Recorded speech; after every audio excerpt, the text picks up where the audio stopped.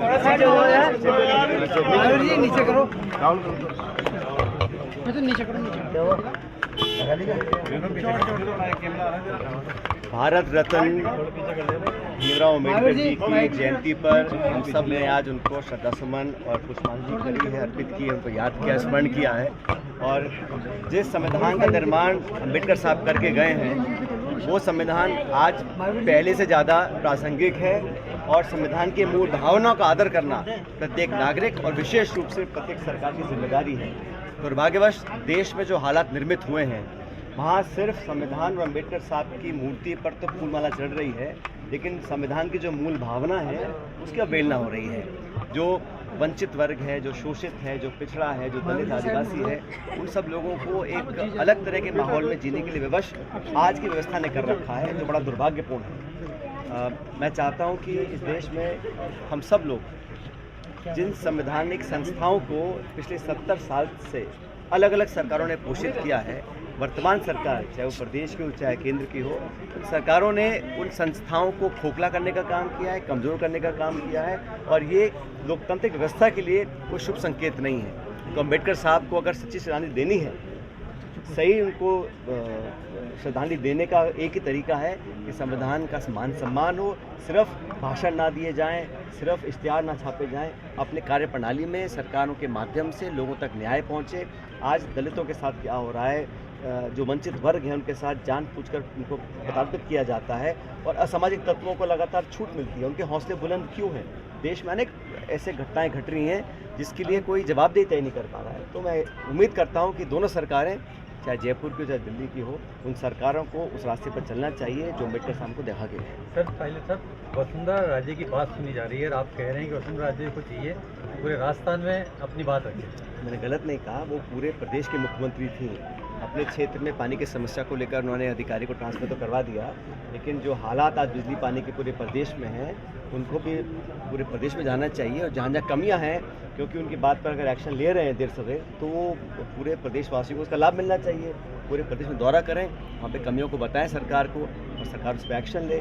मैंने पहले भी कहा कि ये सरकार का जो काम है ये सिर्फ जुमले और भाषण है, चाहे इन्वेस्टमेंट्स में झूठे आंकड़े प्रस्तुत करने की बात हो, फिर अपने आप इतने असहाय हो गए कि निवेशक हमारे फ़ोन नहीं उठा रहे हैं। खुद कहा, मुख्यमंत्री जी ने कहा मंत्रियों में इतना खींचतान हो रहा है, किसने चिट्ठी लीक करी नहीं करी इस पर चर्चा हो रही है और खींचतान में अफसरशाही हावी हो रही है और ऑफिसर्स को जनता ने वोट नहीं दिए, लोगों ने भाजपा को सरकार बनाने का मौका दिया था। तो ये जानबूझ के अब परिसीमन कर रहे हैं। परिसीमन हमारी सरकार में भी किया था, मैं सरकार का पार्ट था। परिसीमन होता है क्षेत्रफल को देखकर, प्रशासनिक सुविधा को देखकर, लेकिन यहाँ पर जो परिसीमन कर रही है बीजेपी की सरकार राजस्थान में, शुद्ध रूप से राजनीतिक व्यवस्था को अपने पक्ष में लाने के लिए किया जा रहा है। तो ये जो है ये दुर्भावना से काम हो रहा है।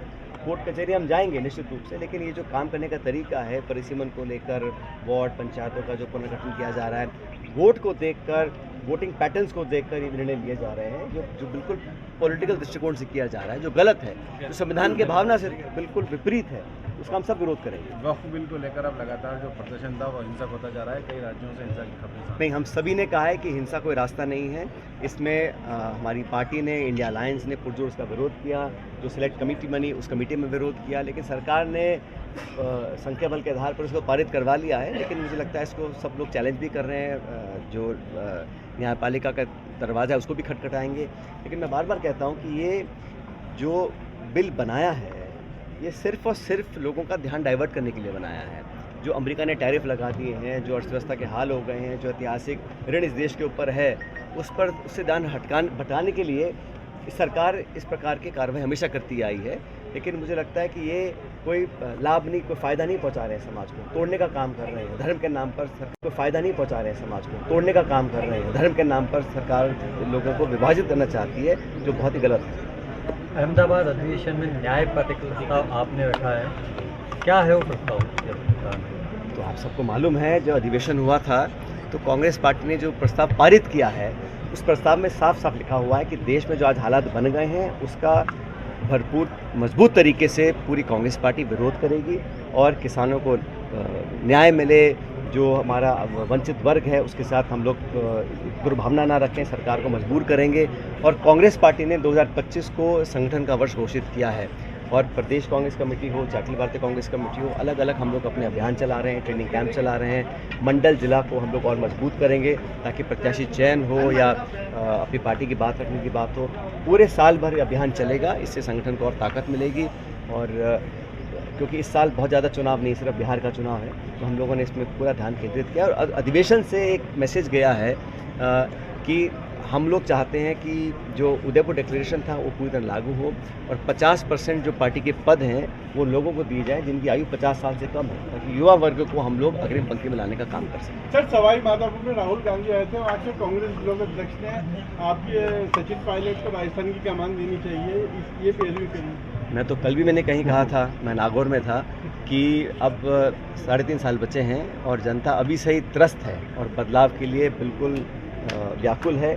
और 3.5 साल के बाद जब चुनाव होंगे 28 में, तो प्रचंड बहुमत लेकर कांग्रेस पार्टी की सरकार बनेगी। कांग्रेस के सभी कार्यकर्ता नेता एडीजोडी का जोड़ लगा रहे हैं। जिसको जो जिम्मेदारी दी है वो उस काम को कर रहा है, बखूबी कर रहा है और एकजुटता से हम लोग चुनाव लड़कर जीतेंगे। क्या सचिन पायलट के हाथ में कमान होगी 2028 में? मैंने कहा ना, जिसको जो जिम्मेदारी दी है वो उस काम को कर रहा है और हम सब लोग जो राजस्थान से चुनकर जाते हैं, हमारा दायित्व बनता है कि हम पार्टी को मजबूत करें। के मंदिर जाने से और सुन लीजिए, और 2028 तक जब चुनाव आएंगे तब तक हमारा जो नियुक्तियां हैं, नए लोगों को मौका देना है, नगर पालिका के पंचायत के चुनाव होंगे, उन सबको जीतने के बाद अच्छे बहुमत के साथ, न सिर्फ राजस्थान में, मध्य प्रदेश, छत्तीसगढ़, जो तीनों स्टेट्स के साथ चुनाव होते हैं, तीनों जगह हम जीतते जाएंगे। राजस्थान में गर्मी की दस्तक है और टोंक जिले के ही मंत्री हैं जो राजस्थान सरकार में मुख्यालय, किस तरह के हालात देख रहे हैं पेयजल को लेकर राजस्थान? पूरे प्रदेश में मैंने पहले कहा था, बिजली और पानी ऐसी सुविधाएं जो हर सरकार को देनी पड़ती हैं और गर्मी शुरू होने से पहले ही मैंने कहा था कि हम लोग एक कंटिजेंसी प्लान बनाएं, उस प्लान के आधार पर काम हो। लेकिन जैसा कहने को कुछ बचा नहीं है, जब प्रदेश की पूर्व मुख्यमंत्री ने जब पोल खोली थी सरकार की, तो मेरे कहने के लिए क्या बचा है? जो हकीकत है उन्होंने बयां कर दी है वसुंधरा जी ने, और सब पूरे देश ने देखा है उन्होंने क्या कहा और किस प्रकार उन्होंने सरकार की जो काम करने के तरीके को पूरे कटघरे में खड़ा किया है। तो हम सब ने देखा इस बात को। छिड़काव होता है, के साथ एक मंच शेयर हुआ, लगातार जवानी फील्ड चलते थे उनके पहले, छिड़काव होता है। उसके बाद प्रदेश अध्यक्ष मदन राठौर महिलाओं को एक्सपोर्ट क्वालिटी की महिला देखा।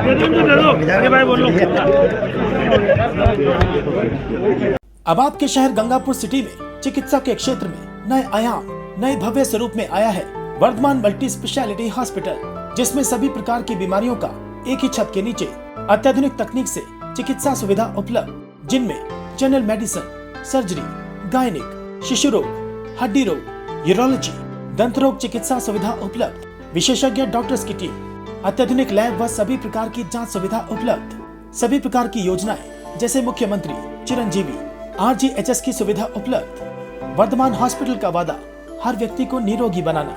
आज ही संपर्क करें Vardhman multi specialty hospital, Jaipur road, Gangapur city.